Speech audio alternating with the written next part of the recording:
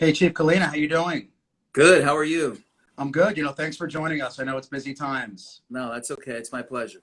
That's great having you. And your office staff, by the way, has been absolutely terrific. So Well, thanks. super accommodating. And we're obviously very fortunate to have you on here to discuss obviously very, very, very pertinent issues. And I think it's great to talk to someone like yourself who's in the position that you are. So before we get started with the questions, I just want to give a little background. I'm going to talk about you for a little bit so everyone who's tuned on has a little introduction. So by way of background, Chief Colina was sworn in as the Miami Police Department's 41st police chief actually 2018. His career began with the Miami Police Department back in 1990. Over 30 years of service, he's earned more than 100 commendations and awards. He became sergeant in 2004. He became lieutenant in 2007. He was then promoted to the rank of net commander of the Coconut Grove neighborhood in 2009. Then he became a major in 2011, assistant chief of police in 2015, and is now chief of police in one of the largest cities in the country. And so today he'll be speaking about police in the USA and really what needs to change. So again, thank you, Chief Colina, for joining us. Really appreciate you being here for these important topics. Thank you, Doctor. So I guess we'll start by saying, what is the mission of the Miami Police Department under your leadership?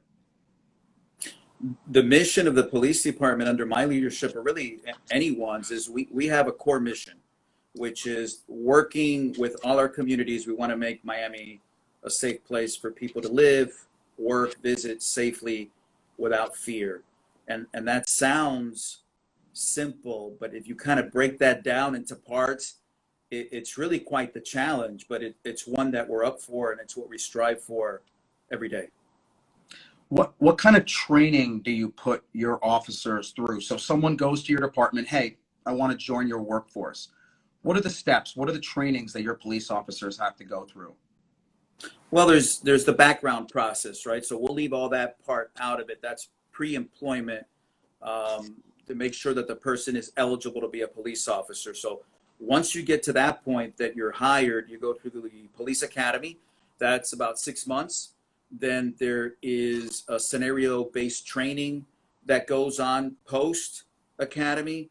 Then there's a 4-month field training officer program where you ride with different senior officers. And then lastly, there's a year's probationary period where you're also being monitored and supervisors are doing reports to make sure that you're progressing the way that you should. Understood. Do you feel like that recruitment criteria needs to change in any way, shape, or form? Meaning, are the current criteria sufficient? For example, do you guys do psychological testing to look for implicit biases in your recruits? So we do pre-employment psychological testing. And Doctor, I think it just depends on the department, right? In terms of the recruitment, the first part of your question. If you're in an agency where your department doesn't reflect the community, then you may need to alter the way that you recruit and where and how, and even what the requirements are. If you're in a city like ours, which is very diverse, and fortunately our department is very diverse, then you may not have to. Now, in terms of the implicit bias, honestly, you don't really need to test for that. I mean, we should all recognize that is pervasive, right? This exists in everyone. It's really more about how do you monitor, how do you measure whether these biases are manifesting themselves, and how. How do you as chief monitor everything you were saying, these biases, systemic racism? How do you as chief monitor, identify, and then educate? So the education part is huge, right? So after you've gone through the academy and you go through this training, we still do in-service training. And a lot of that training is also focused on implicit biases. And what we want to do there is we want to make sure that people understand that these biases exist. We want you to be mindful of these biases. We want to measure, what is your social competence? What is your cultural competence? Check yourself to make sure that these biases that exist inside you don't affect the way that you do your job, that don't affect the way that you treat people, because then you're not being an effective public servant. The best way for us to do that is to measure the way that people perform out in public.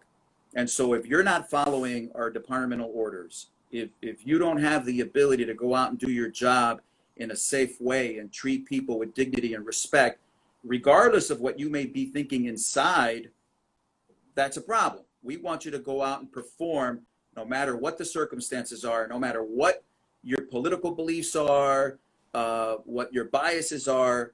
You know, we have an expectation and you need to be held to that. If you don't perform, then you need to be removed. Excellent. Tell me, so this is more background, but you know, I think most people don't understand, obviously, the rigors of being a cop, waking up every day. And obviously at any point in time, your life can be at risk. You could be in a situation that is harmful. Tell us a little bit about what that is like when you're going to a job day in and day out that's not necessarily an office job, where you could be in harm's way at any point in time. You know, I think it's a great question. And I hear people often say, no, I understand and I get that your job is dangerous. Honestly, unless you're actually in this profession, you don't really understand the seriousness of what goes on in your head. And what I mean by that, I'll give you just a couple of examples. This morning, if your spouse would have told you, hey, why don't you stay home? It's a nice sky, let's go to the beach and enjoy the weather. You probably would have said, I got things on the calendar, I have work to do, maybe over the weekend, and then you go to work and you won't think about that again. If you're an officer and your spouse tells you that, while you're driving to work, you're thinking, does that mean something? They never told me to stay home before, to blow off my calendar, my responsibilities. Is something gonna happen today? Am I going to be killed? That's not normal. You know, for you to process that, you just don't experience that in a different kind of job. Another thing that we're all very much aware of is that if you make a mistake at your job, at most jobs, the worst that could happen is you're fired. Not that that's a good thing, but typically that's the worst that could happen to you as a person, is that you're fired. Here, you make a mistake at your job, the worst that can happen is somebody kills you. And I mean, that, you know, that has an impact on the way that you function. Absolutely. How many of your officers have been either, you know, seriously injured or killed in the line of duty in the last 5 years? In the last 5 years, fortunately, we've had one officer that was killed. Only one is what I mean to say, of course. Injured, we have every day, right? So depending on the circumstances, we're a big department. Seriously injured, I mean, we've had, well, during the protest, we had officers that had to go to the hospital. One of our officers needed surgery on her hand. I had an officer that had to go to the hospital 2 days ago because he had a teeth knocked out of his mouth, and so he required surgery. And that's kind of a daily occurrence. It's not reported in the media, but it's a daily occurrence.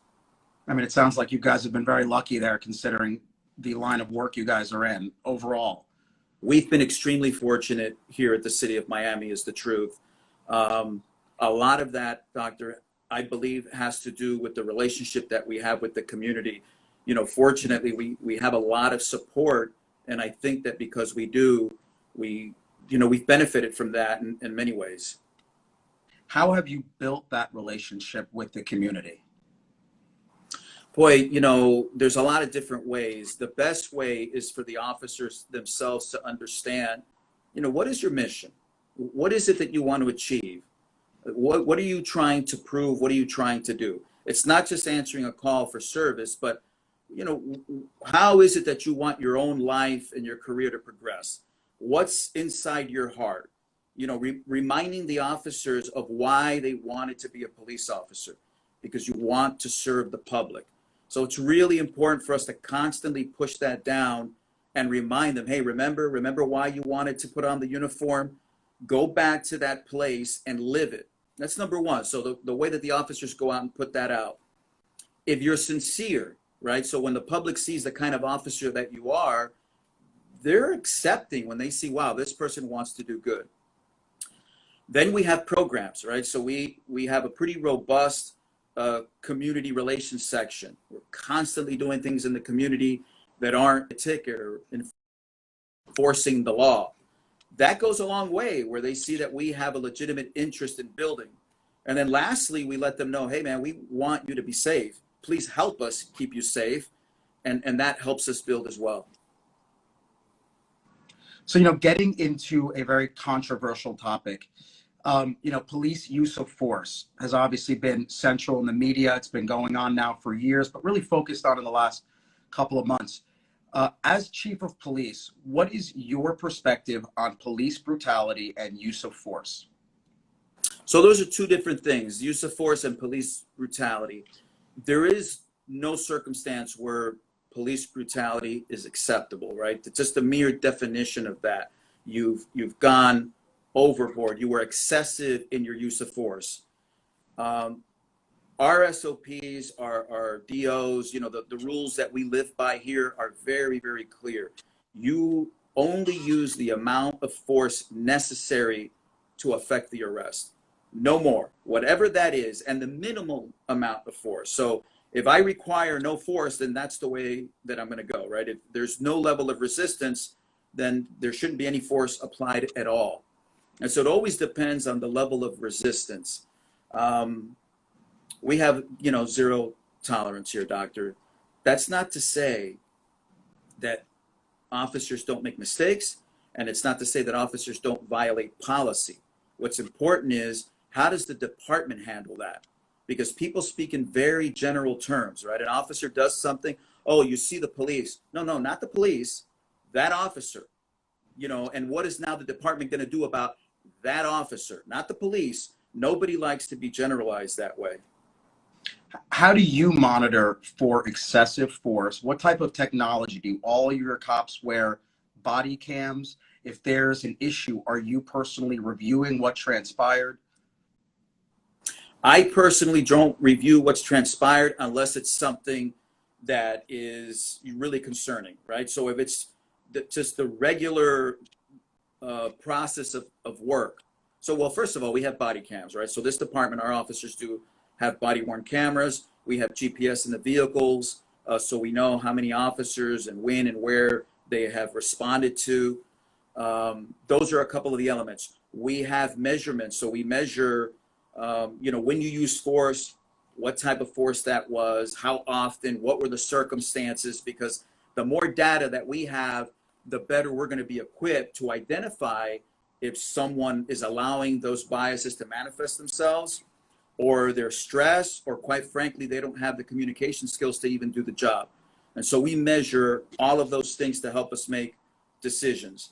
We have audits where we have supervisors look at body-worn camera, even if no one made a complaint.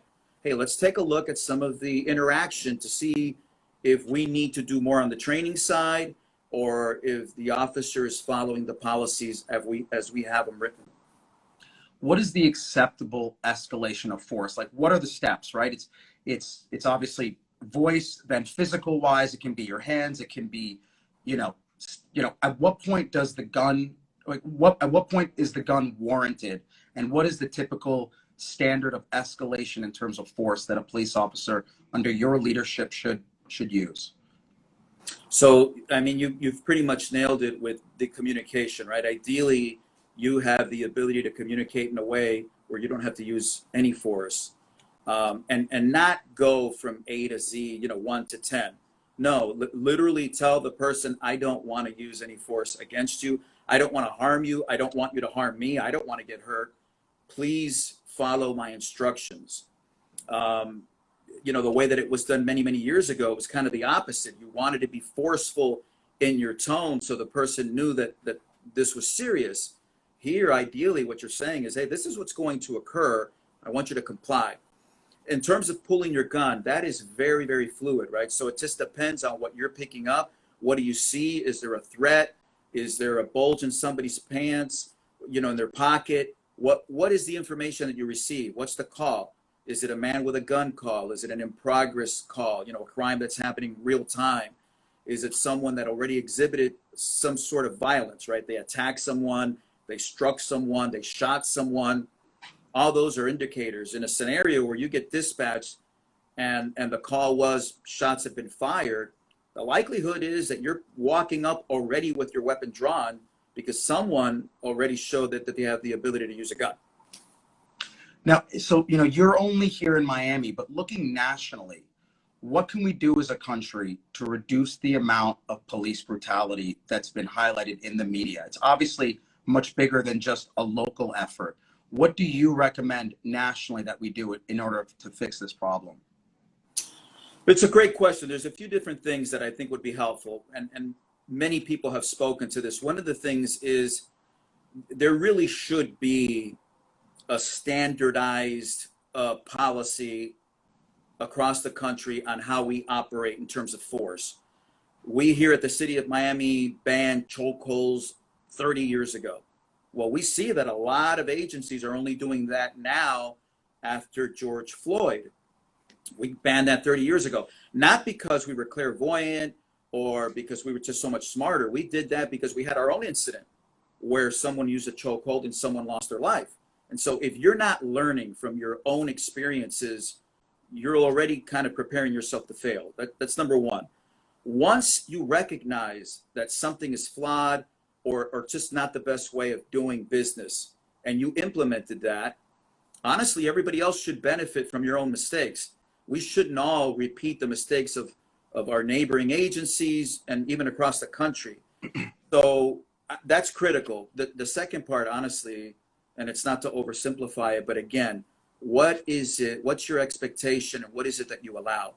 You, at the top of your agency, need to be very vocal about what is acceptable. And if someone is violating policy, they need to be held accountable. The process needs to be transparent.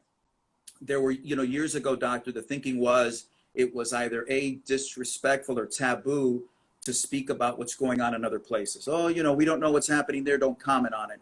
We got to turn that upside down. We need to talk about it. Whatever happens somewhere else, and it's not to be hypercritical, but, it's beneficial to us and it's beneficial to our residents. No, let's talk about what happened there. Why, what do we think occurred? How do we prevent something like that? And then lastly, it needs to be very transparent. And what I mean by that is I just learned 2 days ago in the Breonna Taylor incident, right? That's been on the news every day. I just learned myself 2 days ago that the officer was actually shot. We need to know these things. Whoever's in charge needs to come out and tell the public, this is what we know so far. This is what I'm allowed to tell you for these reasons. This is where we are in this investigation. This is the timetable that we expect, and constantly message that out so the public knows, okay, no one's sweeping this under the rug. They recognize what a horrific incident this is without even discussing fault. This is horrific. This person lost their life. This is what we're going to do about it. And then provide that information, because that's the time that we live in. You can't stick to the way we did things 20 years ago where we're not going to comment on this until it's all over. That's not acceptable. And it's not acceptable because the public's told us it's not. Well, we need to adjust to that. So we need to communicate and we need to be accountable. That's basically what you're saying. That's it. You said it much better than I did. So obviously there's a lot of friction at this point in time, considering what's going on between the communities that the police are trying to protect and the police themselves. A lot of friction all over the country. How do we soften that friction? How would you, if you were in charge of all the police in the country, what would you recommend to soften that friction, which is kind of ironic because the police are trying to protect communities, and communities obviously are upset with the way that the police have acted. How do you fix that? Man, I honestly, Doctor, I think, and it may sound like an oversimplification, but it really isn't. I think you tell people, please judge me for me. Please don't make that same mistake of generalizing, right? Nobody wants to say, the police and you're all the same. No, we're like everybody else. First of all, there's no magic pill, or when you're in the academy, they give you an injection and now you're not afraid and you don't have any biases and you're not affected by your own experiences anymore. You take a young officer who's 23 years old and you put them to patrol in a neighborhood where it's very routine for shots to ring out, people see people who've been shot, stabbed, and then you expect that officer to show up day after day, you know, whistling like he works in Mayberry, it's really unrealistic. What's more realistic is, please don't you come across somebody, whether they're wearing this uniform or not, just judge them for them. And if they're not doing their part, then call them on it. But don't go around and say that person is a police officer, they're bad. No, they're not bad. They had service in their heart, the vast majority. That's why they wanted to do what they do. Some people shouldn't be in this job, just like some people shouldn't be in your job. I mean, you know, judges as individuals. Well, that is well said. Changing kind of gears a little bit, many people have called for defunding the police, and I think that's a very commonly used term, and many people don't know what it means. Can you just tell us a little bit about what defunding the police means, and do you feel that this should be implemented? So it actually means different things to different people. You know, to your point, for some people that means abolishing the police. For other people, that means that there should be punitive action taken against police departments and cut their budget to show them that we're angry with them. And again, that's very dangerous because that's generalizing. What a lot of people don't know is typically about 90% of a police budget is personnel. When you say defund, does that mean you think that there should be less officers? I think it's important for people to know that you know, accountability is expensive, right? Body-worn cameras, the storing of the video, having an off-site where someone wants to go make a complaint, they don't have to come to the police department, the GPS in the cars, training, all those things are expensive. I don't think it's wise to cut those things. Now, if people are talking about someone else should deal with the homeless, someone else should be dealing with people that are in crises, suffering mental illness. Well, if that's what they're saying, most chiefs have been calling for defunding for years. I mean, we recognize, hey, we're not the best equipped people to deal with some of these social ills. We're just not. We have a limited amount of training when it comes to people that are in crises. We have officers in our police department that are called crisis intervention officers. They go through special training, so they're better equipped to deal with people that are in crises. But they're not doctors. And so they really are still limited.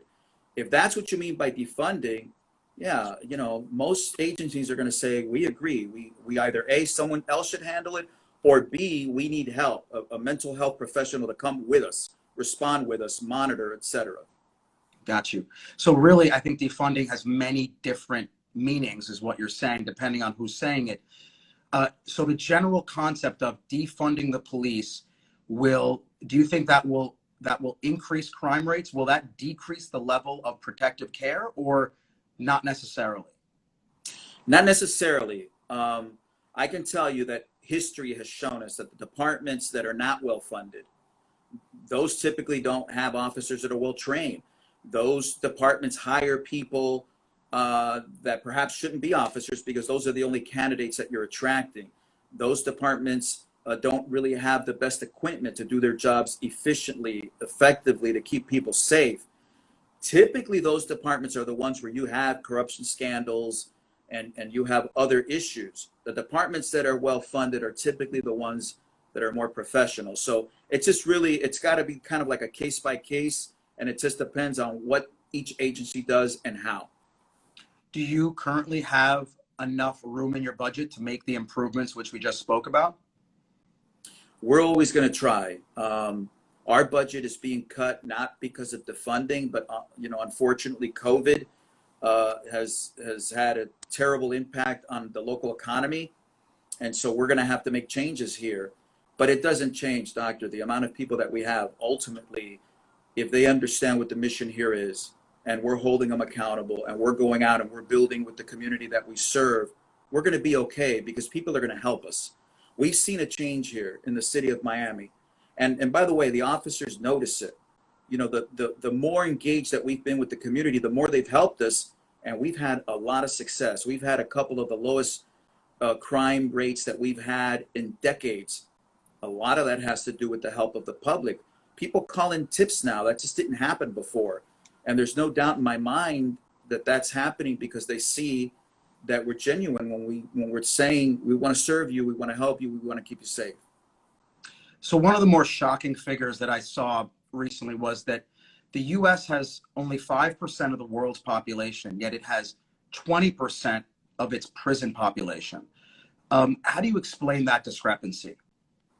So statistics, right? You always got to be careful with them. That is kind of a jarring statistic, but there are many, many places where they don't have the same due process system that we have. And what I mean by that is there are places where if you steal something, they're going to handle it themselves. There are cultures where jail doesn't even exist. You're essentially, the community there handles it. And so you look at world population, that's one thing. First world countries that have due process, courts, jails, etc. Those are going to be the countries and the populations that have people in prison. Others, not so much. So the stat is not great. However, it doesn't change that there are too many people that go to jail. So here in Miami, for example, we introduced about a year ago a program where if you have a use amount of an opioid, we don't take you to jail. We ask you if you want to go to treatment. That's a felony, but we asked the state and we asked, our friends over at will you help us find a different way to deal with this drug problem? Because history has shown us we're not going to arrest ourselves out of this problem. We got to find another way. And so, it's true that we have too many people in jail, but we have to find better ways of helping people instead of always turning to, well, we don't know what to do, stick them in jail. Yeah, correct. I think that's a great way to put it. Looking outside of Miami, because you obviously run a great department, but looking nationally, do you think that the police force suffers from systemic racism? Do you feel that minorities are targeted? And if so, how do we fix that? Again, it's going to depend on the agency. And I don't want that to sound like a cop-out, and I'm making the numbers up. But, if you remember the Michael Brown incident over in Ferguson, Missouri, I don't remember what the numbers were, but it was something like, let's suppose 70% of the population was black, but the department only had 4 officers. Well, that's a problem. See, there, without knowing exactly how they manage their agency, you would have to think that exists there. Otherwise, how do you explain that the community is 80% black or 70 or 60 and 4% of the department is black? That makes no sense. Here in Miami, we're 17% black. The department's about 27% black. So we're doing a better job here internally. I think it just depends. Systemic, a lot of people like to use that word. I don't know that they realize that means a system of, right? There's a system in place to make sure that we oppress people. I think you certainly have people that are bigots in policing. There are people that are racist that are policemen, just like there's people that are racist in everything. It's a matter of identifying them. A system of, I wouldn't be able to speak to a Ferguson. It may seem that way on the surface, but I can't speak to it. I can only kind of speak to what I see here. Got you. Has your department been involved in the Black Lives Matter movement? Not in the movement, and not in the organization of, right? So there's 2 things too that happen. There's the organization Black Lives Matter, which is, controversial and political, and people have very polarizing views on one side or the other. And then there's just the simple, do Black Lives Matter to you? Do you believe in what that means? That unfortunately has become two separate things. We're involved in the training that we do. We're not involved with the organization of, so we invite a lot of community groups in to have discussions, but we're not engaged with the organization Black Lives Matter. Well, I would say, looking towards the last question here, because I know you got a busy schedule. What are the 3 biggest challenges facing police officers in the United States? How can we improve our police force moving forward? God, that's a tough question. I can tell you one of the things is wellness, right? I mean, mental health is a really big deal. This job is it wears you down, and you can't help but to become cynical because you live pretty much the worst of people's lives. I don't mean even the criminals. I mean, you go into somebody's home for a regular call and they're having all these struggles, which led to an argument, for example, and you go there and you live that. And that has an effect on the officer's psyche. And unfortunately, we have a lot of policemen that commit suicide. So mental health is a huge problem in policing. Officers need to have the ability to say, I need help. I don't feel right. I'm having a hard time coping. It's important that we destigmatize all of that, because just like with the general public, you know, sometimes you need help and that's okay. And to say it because people want to help you. And we all suffer from these problems, and we shouldn't hide behind anything or feel like we can't speak out loud about them, because we all suffer from them. I'd say that's the biggest thing, really, that if we're all mentally healthy, I think that segues into us being kinder to each other, understanding each other, you know, encouraging people to accept contrasting points of view, you know, to recognize that it's good to have different cultures. All of that, I think those things, there's a nexus to it all. Yeah. Well, listen, thank you for your time, Chief Colina. I want to say that, Miami has historically low crime rates. Obviously, a credit to you and your department for the outstanding leadership. Hopefully, other departments across the country can kind of use you as an example, because obviously there's a major problem. And you here have done an amazing job of kind of, solving those problems, and hopefully it can lead to a national movement. And really appreciate your time and all your leadership. Well, thank you very much. And those are very kind words, but Doctor, I'd be remiss if I didn't tell you, I get to be the face. It's the officers, it's our civilian employees, they roll up their sleeves and they're the ones that go out there and make it happen. The coaches don't play the game, the players play the game. And so thank you for that, because it's really, you're speaking about the men and women here. So I appreciate it. Absolutely. And we thank you for all you do. Thank you. I appreciate it.